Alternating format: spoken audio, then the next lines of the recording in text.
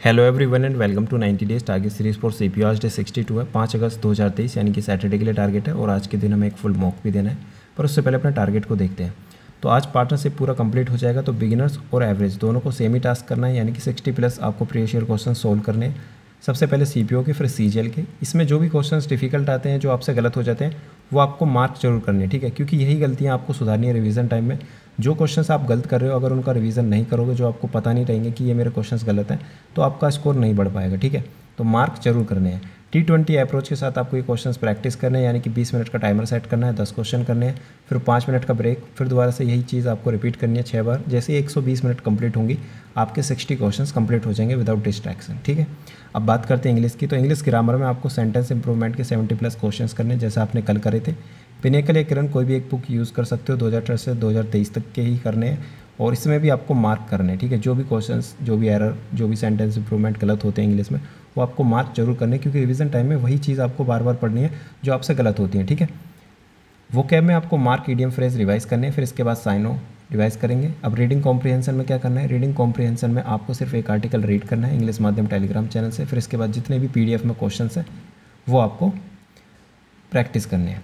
General awareness में देखो static topic चल रहा था, तो स्टैटिक टॉपिक में आज डैम एंड रिवर और रिवर एंड इट्स ट्रिब्यूटरीज, ठीक है, इससे रिलेटेड टॉपिक आपको कंप्लीट करने हैं। और क्वेश्चंस कहाँ से करने हैं? इंडोलॉगस और रवि जीएस, ठीक है। हिंदी मीडियम के लिए रवि जीएस और इंग्लिश मीडियम के लिए इंडोलॉगस, ठीक है। कहीं से भी आप कंप्लीट कर सकते हैं। और साथ के साथ अपना एक सब्जेक्ट जो भी आपका वीक है उसके प्रीवियस ईयर क्वेश्चंस प्रैक्टिस करते रहना और उसका रिवीजन करते रहना। मंडे से अब हम करंट अफेयर स्टार्ट करेंगे, ठीक है। तो 1 महीने तक अब हम करंट अफेयर करेंगे, साथ के साथ स्टैटिक टॉपिक कवर करेंगे।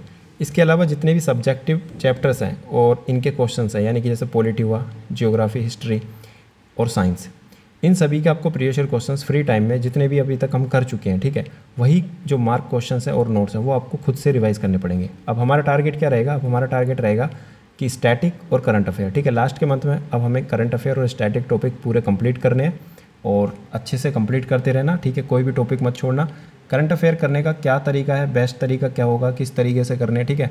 नोट्स बनाने नहीं बनाने, तो हर एक चीज़ मैं बताऊंगा, ठीक है। मंडे से करेंगे, मतलब कि कल संडे है तो कल संडे को वीडियो आ जाएगी, तो मंडे से आप अपना टारगेट कर सकते हैं स्टार्ट। अब रीजनिंग में कुछ नहीं करना होता, सैटरडे को फुल मॉक देना होता है। तो फुल मॉक आज देना है 11 नवंबर 2022 शिफ्ट 3 का, ठीक है। इसके बाद पूरे 2022 के आपके पूरे सेट कंप्लीट हो जाएंगे। अब आपको करना क्या है? अच्छे से लिखना है यहाँ पे 9, 10, 11, ठीक है। इसमें शिफ्ट 1, शिफ्ट 2, शिफ्ट 3, इसी तरीके से 1, 2, 3, इन सभी का स्कोर देखना है, ठीक है। 6 की 6 शिफ्ट का, सॉरी 9, ठीक है, 9 शिफ्ट का स्कोर देखना है कि आपका एवरेज स्कोर आ कितना रहा है। सेम इसी तरीके से यहाँ पे इंग्लिश में भी लिखना है, रीजनिंग में भी लिखना है, जीके में भी और मैथ में भी, ठीक है, कि 9 की ऐसे 9-1, 9-2, 9-3, ठीक है। और यहाँ पे टोटल स्कोर लिखना है, ठीक है। अब आपको करना क्या है? मैथ में देखना है कि कितना स्कोर आ रहा है, वो इस तरीके से लिखते जाना है। फिर यहाँ पे देखना है कि कौन सी शिफ्ट में सबसे कम स्कोर रहा और एवरेज स्कोर टोटल हर बार कितना चल रहा है। हर एक चीज़ आपको पता होनी चाहिए कि किस एरिया, मतलब किस पोर्शन में कहाँ पे मिस्टेक हो रही है, और हर एक चीज़ अच्छे से एनालाइज करने के बाद, यानी संडे को आप एनालाइज करेंगे पूरा अच्छे से, ठीक है, जितने भी आपने अभी तक मॉक दिए हैं। फिर वहाँ से देखेंगे कि अब मैं क्या क्या सुधार सकता हूँ, ठीक है। तो मुझे बताना सबका क्या, कौन सा वीक पोर्शन रहा है, और अच्छे से रिपोर्ट बनानी है अपनी खुद की। जब तक एनालाइज नहीं करोगे, खुद के बारे में नहीं समझो कि मैं गलती कर क्या रहा हूँ, और आप बस मॉक देते जा रहे हो, तो इम्प्रूवमेंट नहीं होगी, ठीक है। अच्छे से एनालाइज, जितना अच्छे से एनालाइज कर लोगे उतने कम समय में आपका स्कोर बढ़ जाएगा। टेक्स्ट बुक पर ही मॉक देना है, चेक योर इम्प्रूवमेंट, ठीक है। इम्प्रूवमेंट चेक करनी है, देखना है कि जब मैंने फर्स्ट डे में मॉक दिया था और अब 2 महीने मेरे कंप्लीट हो चुके हैं, तो मेरी इम्प्रूवमेंट हुई है या मैं बस टाइम वेस्ट कर रहा हूँ, ठीक है। फिर इसके बाद आपके पास अभी 60 दिन और हैं, तो 60 दिन में डबल इम्प्रूवमेंट हो जाएगा, ठीक है। तो किस तरीके से करना है वो देखेंगे, पर अभी करते रहो। 8 घंटे प्लस का टाइम टेबल है, इसको फॉलो करो और कंसिस्टेंट रहो अच्छे से।